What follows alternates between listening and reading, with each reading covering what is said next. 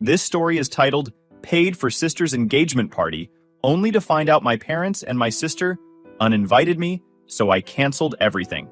Now they are begging. Hi everyone. Before we dive in, a quick favor. If you enjoy content like this, please hit the subscribe button. It's free, supports the channel, and make sure you never miss out on amazing videos. Alright, let's get started. Hey, so I guess I'll just jump into it. My name's Lauren, and I've always been the invisible one in my family. Like, you know that kid in the background of every photo who's holding the snacks or cleaning up the mess while everyone else is celebrating? Yeah, that was me. And honestly, it all started when my little sister Amber I was 5 when she came into the picture. And before that, I thought life was fine. I was just a kid, drawing on walls, watching cartoons, and getting all the hugs and bedtime stories. Then, Amber showed up, and suddenly, it was like someone turned off the spotlight on me. Everything became about her. At first, I thought, okay, babies are cute. They need a lot of attention, right? But this wasn't normal new baby stuff. My parents didn't just love Amber. They worshipped her. Mom would hold her up and say, "Look at our little star." Dad would beam like she'd just cured cancer. Meanwhile, I was over there like, hello? I drew this picture of a dinosaur. And my mom would glance at it and go, "That's nice, honey," before cooing over Amber's ability to burp on command. By the time Amber was 3, she was the star of every family event. She took up ballet, and Mom would invite everyone over to watch her spin around in a tutu. I swear every single one of my relatives has a video on their phones of Amber doing some twirl in the living room while I'm in the corner, setting out cups of juice. "Lauren, help me with this," Mom would say, not even looking up as I passed out napkins and plates. The thing is, Amber was genuinely good at stuff. She was always picked first for talent shows or school plays. It was like she was born with this magnet that just pulled everyone in. And me? I was just there. I didn't hate her or anything. I just felt like I didn't exist. But it wasn't just the family stuff. It was everyday life too. Like, I'd come home from school ready to tell my parents about getting an A on my science project, and before I could even open my mouth, Mom would be like, "Lauren, take Amber outside to practice her cartwheels." No, "Hi, how was your day?" Or, "Great job on your project." Just, "Go help Amber." And then there were the chores. Oh my God, the chores. I don't think Amber even knew where we kept the broom. If there were dishes in the sink, they were mine to clean. Laundry piling up? Guess whose job that was? I started learning how to cook at 8 because Mom was always too busy taking Amber to dance class. "You're the big sister," she'd say. "You need to set an example." It wasn't like I wanted a parade for folding socks, but it would have been nice to at least feel noticed. The only time anyone paid attention to me was when something went wrong.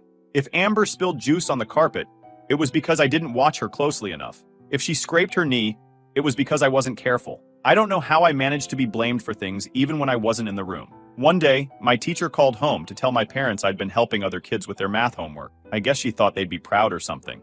Instead, when I got home, my mom just said, "That's nice. Did you remember to clean the bathroom today?" Like, are you kidding me? The bathroom? The only real escape I had was school. I threw myself into my classes and signed up for as many clubs as I could. Anything to stay out of the house. I even started going to the library after school just to avoid the constant, "Lauren, can you do this for Amber?" Amber, meanwhile, was getting awards left and right. She had this shelf in the living room just for her trophies and medals. Dance competitions, talent shows, even some random art contest she entered once. If she so much as sneezed, Mom and Dad were clapping. And if I said anything about it, I was being negative or not supportive. One Christmas, I remember asking for a set of colored pencils because I loved drawing. When I unwrapped my gift, it was a pack of basic pencils. You know, the kind you'd find in a classroom supply box. Amber, on the other hand, got a brand new ballet bar and a custom leotard with her name embroidered on it. I don't even think she said thank you. The worst part was, Amber wasn't even mean about it. Like, she wasn't a bully or anything. She just existed. And everyone else acted like that was enough. She didn't have to try. She didn't have to work. Everything was handed to her because she was Amber. I remember one time when I was about 12, I asked my mom why Amber never had to do chores. Mom just shrugged and said, "She's so busy with her activities. You're good at keeping things in order, Lauren." That was it. No discussion, no consideration that maybe I was tired too. Alright, so by the time I was 13, I'd pretty much accepted my role as the family sidekick. I wasn't the star, not even close.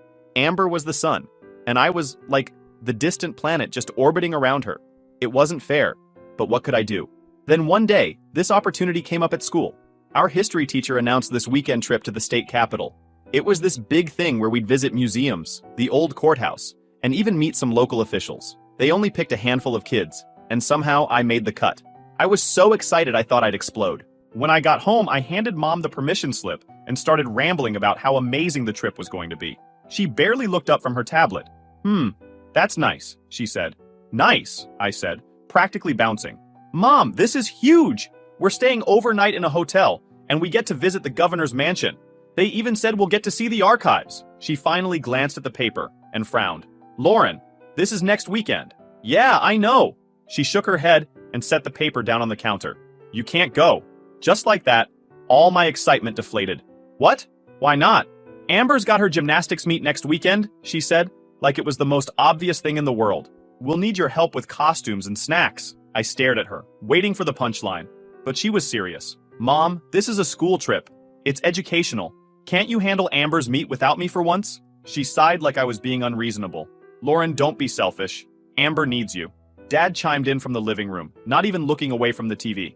Your sister's got a real future ahead of her, Lauren. You should be proud to support her. Proud? Was I supposed to feel proud packing granola bars and sewing sequins onto leotards? But this is important to me, I said, my voice cracking. Mom waved me off. You can go next time. There was no next time. The trip only happened every few years, and by the time it came around again, I'd be in high school. But they didn't care. They never cared. That weekend, while my classmates were taking selfies in front of historic landmarks, I was sitting on a metal bench in a crowded gymnasium, watching Amber do flips while Mom and Dad cheered like she was competing in the Olympics. I wanted to scream. Amber ended up winning a little medal for her age group. Mom made me take pictures of her holding it, grinning ear to ear. Isn't she amazing? Mom said, nudging me. Yeah, I muttered. Amazing. It wasn't long after that when Amber's gymnastics career hit a wall. She was practicing some complicated routine during class and fell off the beam. The crack her wrist made when she hit the floor still makes me cringe. Mom rushed her to the ER, and they came home with Amber's arm in a cast and a long list of instructions from the doctor. The fracture wasn't the worst part, though. The doctor said Amber might never fully regain her flexibility. Gymnastics was off the table, at least competitively. You'd think that would have been enough of a blow, but somehow my parents managed to make it worse. Mom was in tears, pacing around the living room. What are we going to do now? Gymnastics was her whole future. Dad sat in his chair, rubbing his temples. This is a disaster. I was in the kitchen trying to do homework when Mom stormed in. Lauren, this is your fault. I blinked at her, completely stunned. What? You should have been supervising her warm-ups, she said, her voice sharp. I dropped my pencil. I wasn't even there. Exactly, she snapped. You should have been there to help her, but no, you're always so focused on yourself. This family is falling apart, and you're just sitting there doing homework like nothing happened. I didn't know what to say. It wasn't like I could argue. They never listened anyway. Dad piled on, of course. Maybe if you spent less time complaining and more time being part of this family, Amber wouldn't have gotten hurt. And that was it. I was grounded for a month. No TV, no phone, no hanging out with friends. Not that I had many to begin with. My world became school, chores, and the constant guilt trip from my parents. Amber, meanwhile, milked her injury for all it was worth. She'd lounge on the couch with her cast propped up, barking orders like, Lauren, can you get me some water? Or, Mom, tell Lauren to help me with my homework. I tried not to hate her for it. She was just doing what she'd always done, letting everyone cater to her. It wasn't her fault our parents treated her like royalty and me like the help, but that didn't make it any easier to swallow. The only escape I had was Mia's parents' bakery in our town that has a cozy and quiet environment. Mia and I would hang out there after school, helping out with small stuff like folding boxes or sweeping floors. Her parents, Scott and Donna, were the kind of people who actually noticed things. Like, if I looked tired, Donna would ask if I'd eaten. If I did something well, Scott would give me a nod and say, Good work, kid. It was such a small thing, but it meant everything to me. They made me feel like I mattered, like I was more than just someone's backup plan. The thing is, my parents could have been like that if they'd tried, but they didn't. They were so busy propping up Amber that they couldn't see me standing right in front of them, drowning in their expectation. I stopped expecting things to get better. If they hadn't noticed me by now, they never would. By the time I hit 18, I was just going through the motions. I didn't really talk to my parents unless I had to, and I spent as much time as possible at school, the library, or Mia's family's bakery. Home didn't feel like home anymore. It felt like a place I was stuck in until I could figure out how to leave. Senior year rolled around, and for the first time in forever, I felt a little bit of hope. I'd been working my butt off in school, and it finally paid off when I got accepted to a state university. It wasn't some Ivy League or anything, but it was solid, and it felt like my ticket out. Plus, I got a partial scholarship. Not enough to cover everything, but it was a start. I waited until dinner to bring it up because I figured that was the best chance to get their attention. Dad was carving up some roast chicken, and Amber was scrolling through her phone like always. I slid the acceptance letter across the table. "I got in," I said, trying to keep my voice steady. Mom glanced at it, then looked back at her plate. "That's nice, Lauren." Nice? I had worked for years to make this happen, and all I got was nice? I pushed forward anyway. "It's not too expensive. I've already got a scholarship that covers part of the tuition. I just need a little help with the rest." Mom sighed, the way she always did when I asked for anything. "We're not taking out loans, Lauren." "I'm not asking for loans," I said quickly. "I just need some help up front. I'll pay it all back. I'll even sign something if you want." Dad finally looked up. "College isn't for everyone, Lauren. Some people are better off getting jobs right away." Amber snickered, barely looking up from her phone. "Yeah, maybe you should have thought of that before wasting all that time on homework." I clenched my fists under the table. "This isn't a waste of time. I've already done the math. I'll graduate, get a job, and pay you back. I just need a little help to get started." Mom shook her head. "We don't have the money, Lauren. You need to be realistic. Maybe there's a job at the mall or something. Plenty of people do fine without college." I stared at my untouched plate, fighting back tears. They had the money. I knew they did. Amber's gymnastics lessons weren't cheap, and neither were the endless art supplies and piano lessons they bought her after she quit gymnastics. But when it came to me, nothing. After dinner, I went to the bakery, hoping Mia would be there. I needed someone to vent to before I exploded. She was wiping down the counter when I walked in, and the second she saw my face, she knew something was wrong. "What happened?" she asked, putting down the rag. I slumped onto a stool and told her everything. How I got into college, how I just needed a little help, and how my parents basically told me to get lost. "I did everything right," I said, my voice cracking. "Straight A's, all the extracurriculars, and they don't even care." Mia didn't say anything right away, which was weird for her. Usually she had something sarcastic or funny to say to cheer me up, but this time she just nodded. "Hang on," she said, disappearing into the back room. A few minutes later, she came back with her parents. They had always been kind to me, but I wasn't expecting what came next. "Lauren," Donna said, sitting down across from me, "Mia told us what's going on. We want to help." I started shaking my head. "No, I can't ask you to do that." "You're not asking," Scott interrupted. "We're offering. You've been part of this bakery for years, and we've watched how hard you work. You deserve this chance." Donna nodded. "We'll cover your tuition. You'll work here part-time after classes, and you can pay us back when you're able. No interest, no rush." I couldn't believe what I was hearing. These people weren't even related to me, and they were willing to do more for me than my own parents ever had. Tears started streaming down my face, and for the first time in a long time, they weren't from anger or frustration. They were from relief. That night, I went home and packed my things. I didn't make a big announcement or anything. I just quietly filled a couple of bags with clothes and essentials. The acceptance letter went on top, like a reminder that I was finally getting out. When I left the next morning, my parents barely noticed. Mom was busy making breakfast for Amber, and Dad was already halfway out the door for work. Amber didn't even look up from her phone. College felt like stepping into a whole new world. It wasn't perfect. I had to juggle classes, part-time work at the bakery, and the general stress of being broke most of the time. But it was mine. For the first time in my life, I wasn't cleaning up after anyone else or getting blamed for things I didn't do. I could finally just focus on me. My dorm was nothing fancy. It was small, the mattress was lumpy, and my roommate Steph had a habit of blasting country music at random hours. But we got along well enough. She was a freshman like me, and we bonded over late-night study sessions and cheap takeout. We weren't exactly best friends, but it was nice having someone to talk to who didn't see me as Amber's sister. Classes were no joke. I'd always been a good student, but college was on another level. I was majoring in business administration, which sounded kind of boring at first, but the more I got into it, the more it clicked. A lot of the stuff we learned about, budgeting, organization, problem solving, reminded me of what I'd been doing at the bakery. Only now I was learning how to take it to the next level. Speaking of the bakery, it was still a big part of my life. I worked there a few evenings a week and most weekends, handling everything from taking orders to managing inventory. It wasn't glamorous, but I loved it. I felt like I was really contributing to something meaningful. Plus, the regulars were always fun to chat with. There was Mr. Peters, who came in every Saturday for a black coffee and a cinnamon roll, and the group of college kids who swore by our blueberry muffins. One day, Scott called me into the back office. My first thought was, oh God, what did I mess up? But instead of being in trouble, he handed me a clipboard and said, "You've been doing a great job, Lauren. We're thinking of expanding our catering business, and we want you to manage it."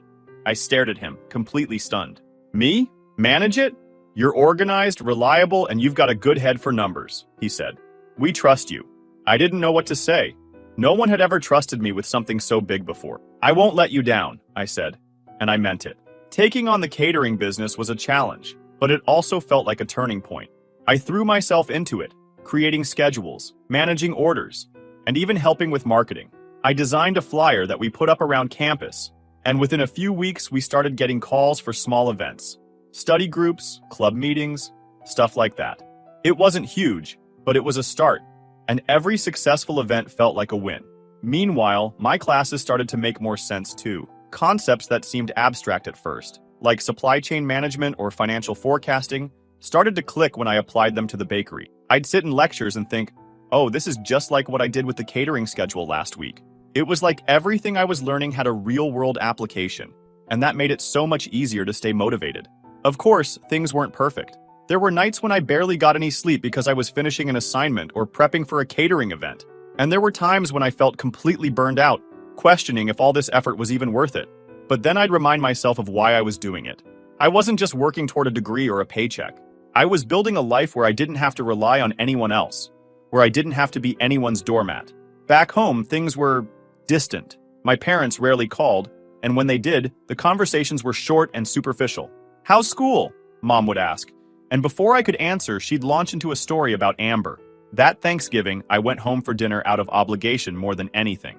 Amber was sitting at the table, flipping through photos on her phone while Mom bustled around, making sure everyone knew about Amber's newest art classes. I tried to tune it out, focusing on the mashed potatoes on my plate.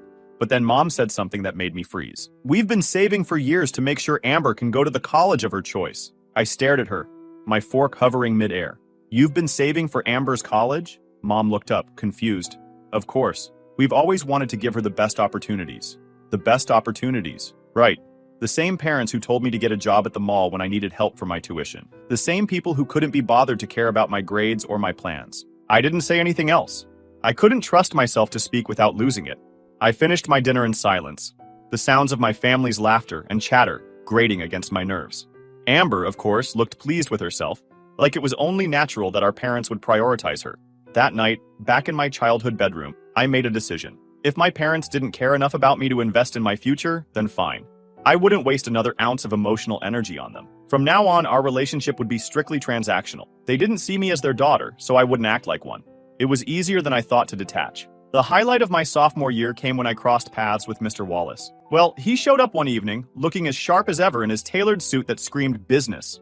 He ordered his usual coffee and muffin, and as I rang him up, he smiled and said, "Lauren, right?" I blinked. Yeah, that's me." He nodded. "You've done a great job with this place. I've been watching how smoothly everything runs here, and it's impressive." "Thanks," I said, a little flustered. "It's a team effort, though." "Still," he said, handing me his card again. "We're always looking for smart, hardworking people at my firm.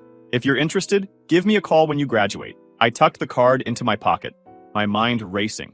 A part of me wanted to jump on the opportunity right then and there, but I reminded myself that I still had 2 years of school left. Still, the fact that someone like him saw potential in me felt like a validation of everything I'd been working toward. By the end of sophomore year, I'd paid back every cent Scott and Donna had loaned me for tuition. It felt amazing to hand them that final check, knowing I'd kept my promise. For so long, I'd been chasing validation from my parents, trying to prove I was worth something. But now I realized I didn't need their approval. I had people in my life who saw my value, and that was enough. By the time I hit junior year, I was cruising. Not in an easy way. Life was still busy and exhausting, but I had found my rhythm. Classes were going well, I was making good money at the bakery, and the idea of a real future didn't seem so far away anymore. That's why it caught me off guard when my parents called one evening. I debated ignoring it, but something told me to pick up. "Hi, Mom," I said, bracing myself for whatever Amber-related update was coming. "Oh, Lauren," she said, her voice shaky, like she'd been crying. "We need to talk." My stomach dropped. "What's going on?" "It's just, She sighed heavily. Your dad made some bad investments, and things are tight right now. We're struggling to cover the bills. I blinked, unsure of what to say. My parents had never been the type to admit they were struggling. I'm sorry to hear that, I said cautiously. We were hoping you could help, she said quickly, just until we get back on our feet. You've always been so responsible, and we know you're doing well now. There it was. They didn't care how I was doing or what I'd been through to get to this point. They just wanted something from me. What kind of help are you talking about? I asked, trying to keep my voice neutral. Maybe you could set up a credit card for us, she said. Just something small to cover groceries and utilities. Nothing extravagant, of course. I sat there, staring at the stack of textbooks on my desk. The nerve of them, asking me for money after everything they'd put me through. But at the same time, I thought about what it would mean to say no. It wasn't about Amber or their choices anymore. It was about me deciding whether or not I wanted to play this role in their lives. All right, I said finally. But it'll have limits. $1,500 a month and that's it. Groceries, utilities, and essentials only. Oh, thank you, sweetie, Mom gushed. You don't know how much this means to us. The gratitude in her voice sounded genuine, but I didn't let myself get too comfortable. I knew how this would go. Setting up the card wasn't hard. I linked it to my account, but I made sure to monitor it closely. The first few months went surprisingly well. The charges were small. Groceries, gas, the occasional dinner out at a mid-range restaurant. Nothing extravagant. For a moment, I thought maybe things would actually be different this time. Mom started calling more often, usually to give me updates about their expenses. We're keeping it really modest, she'd say. Just the basics. Sometimes the calls would veer off into her usual Amber updates, but I didn't engage much. Our relationship had become strictly about transactions, and I was okay with that. Amber, of course, wasn't thrilled about my involvement. Why does Lauren have to know everything? I overheard her snap on one of Mom's calls. Can't you just let me handle it? You don't even work, Mom shot back. It was one of the few times I felt a small sense of satisfaction listening to them argue. Months turned into a year, and I started to loosen my grip on the situation. The charges stayed consistent, and I barely noticed the money leaving my account. It wasn't like I was struggling. Plus, I still had Mr. Wallace's business card in my wallet, waiting for graduation day. I guess I let myself get too comfortable, though, because the first red flag showed up on a random Tuesday. I was reviewing the credit card statement, like I did every month, and noticed a charge for $600 at some boutique clothing store. I called Mom immediately. What's this? Oh, that's just a little something for Amber, she said, like it was no big deal. She needed a new outfit for an event. I pinched the bridge of my nose. Mom, this card is for necessities, not clothes. She's meeting Ryan's parents this weekend, Mom argued. She has to make a good impression. Ryan was Amber's new boyfriend, the latest in a long line of people my parents were enamored with. I hadn't met him, but based on Mom's endless gushing, he came from some wealthy family that owned luxury car dealerships. I just let it go. After my graduation, landing the job at Mr. Wallace's firm felt like stepping into another world. It was corporate, sure, but it wasn't stuffy. They respected my ideas, gave me projects that mattered, and paid me a salary I never dreamed I'd see. For the first time in my life, I wasn't scraping by. I could afford nice things, a reliable car, new clothes that didn't come from clearance racks, and even a sleek little apartment in the city. Word got back to my parents, of course. Mom called me not even a week after I started the job. Her tone so sweet it almost made my teeth hurt. Lauren, honey, we're just so proud of you. A big job at such a respectable company. We always knew you'd go far. Uh-huh, I said, skeptical. I'd learned to read between the lines by now. We've just been thinking, she continued, her voice getting that fake casual tone that always meant trouble. Now that you're doing so well, maybe we could increase the card limit? Just a little, you know, for emergencies. How much is a little? I asked, already dreading the answer. Well, $2,500 seems reasonable, don't you think? Groceries are getting more expensive and Amber's art classes aren't cheap.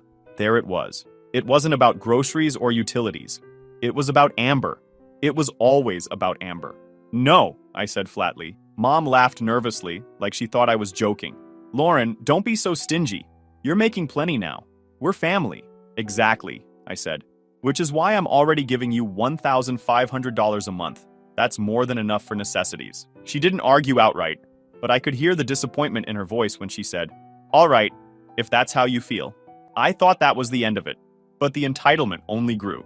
Suddenly, every phone call was about how much I was thriving and how proud they were of me, always followed by some not-so-subtle hints about what else I could do for them.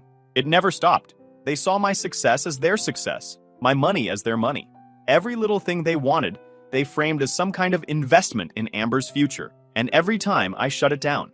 No, Mom. Sorry, Dad. That's not in the budget. I've already done more than enough. I could tell they hated hearing it, but I didn't care. I'd spent my entire life being their doormat, and I wasn't going back. By the time the betrayal hit, I should have seen it coming. I mean, how many chances can you give people before they show you who they really are? But even after everything, every ridiculous request, every guilt trip, I didn't expect it to be this bad. It started with a photo. I was at work, flipping through reports, when my phone buzzed with a notification. It was Amber's Instagram. Normally, I ignored her posts because they were always the same. Her posing in some expensive outfit or bragging about her latest achievement. But this one caught my eye because it was so over the top, even for her. The caption read, "Engaged, blessed to celebrate with family in Monaco, no grateful, talk family first." The picture was worse. Amber was standing on the deck of a luxury yacht, wrapped around some guy who I assumed was Ryan. My parents were there too, grinning like they'd just won the lottery. And to top it off, there were two other people I didn't recognize, probably Ryan's parents. The backdrop was pure Monaco, bright blue waters, sleek yachts, and the kind of skyline you only see in movies. My stomach sank as I kept scrolling through the post. It didn't take long to piece it together. They were on a week-long trip to Monaco, celebrating Amber and Ryan's engagement. My parents, Amber, Ryan, and his family, all living it up in one of the most expensive places on earth. And the best part? They'd done it all with my money. A quick check of my banking app confirmed it. First-class flights for 6 people, 18,000 euros. Yacht rental for the week, 25,000 euros. Dinners at Michelin-starred restaurants, spa appointments, private tours of Monte Carlo. It added up to over 50,000 euros. I couldn't believe it. I'd given them a card for groceries and utilities, and they'd used it to fund a dream vacation to Monaco. A vacation I wasn't even invited to. I called Mom immediately.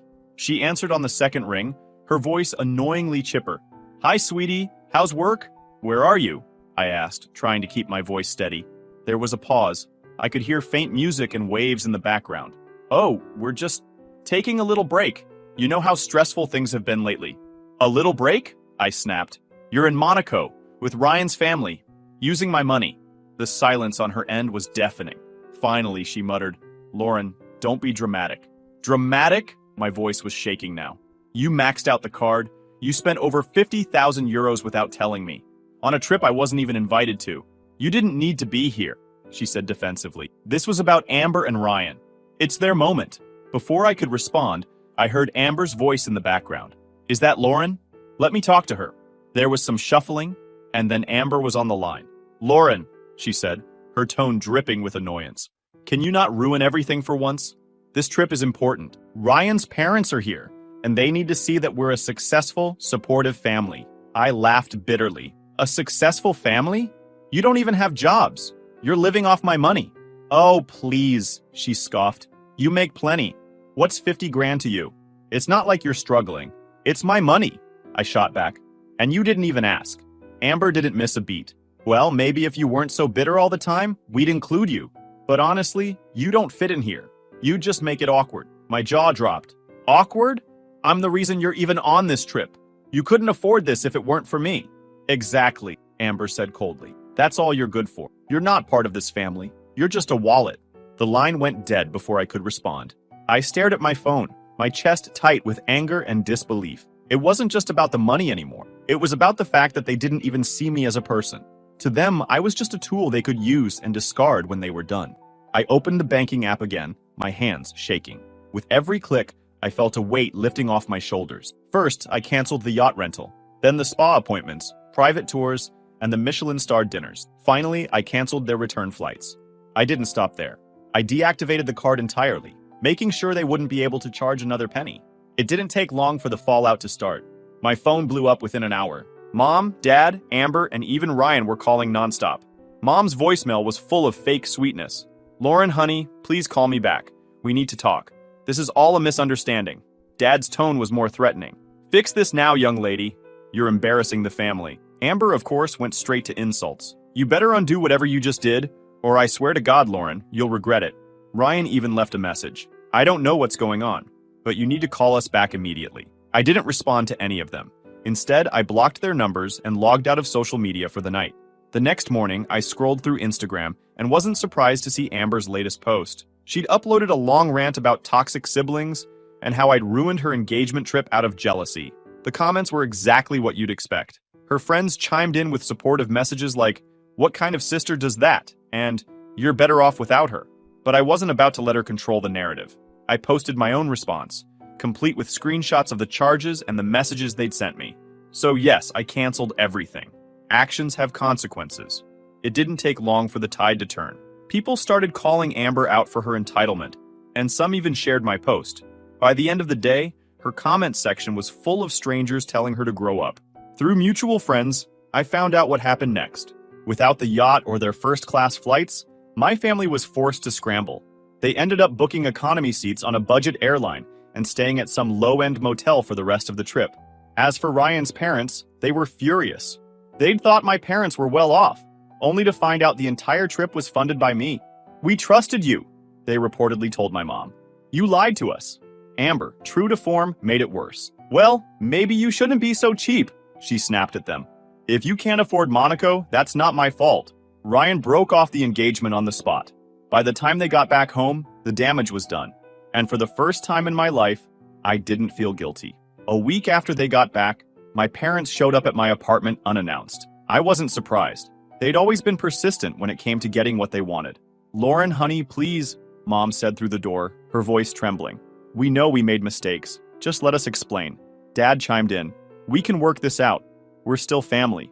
I didn't answer. I sat on my couch, scrolling through my phone like they weren't even there. After about 20 minutes of knocking and pleading, they finally left. Later, my building manager told me they'd tried to convince him to let them in, claiming it was an emergency. He called me first, and I told him to send them packing.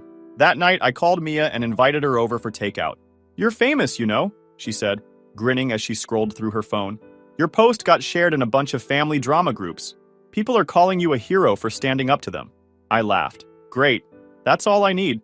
Strangers rooting for me to ruin my family's life." "Ruin?" Mia raised an eyebrow. "They did this to themselves. You just stopped letting them walk all over you." She was right, of course. "Do you think they'll ever change?" I asked. Mia shook her head. "Probably not. But that's not your problem anymore." And she was right about that too. For the first time in my life, I didn't care what they thought of me. I didn't care if they were sorry or if they ever realized how badly they'd treated me. I was done. I wasn't the forgotten, invisible kid anymore. I wasn't the scapegoat or the ATM. I was just Lauren, living my life, and that was enough. Sometimes the hardest part of growing up isn't learning to stand on your own. It's learning when to walk away.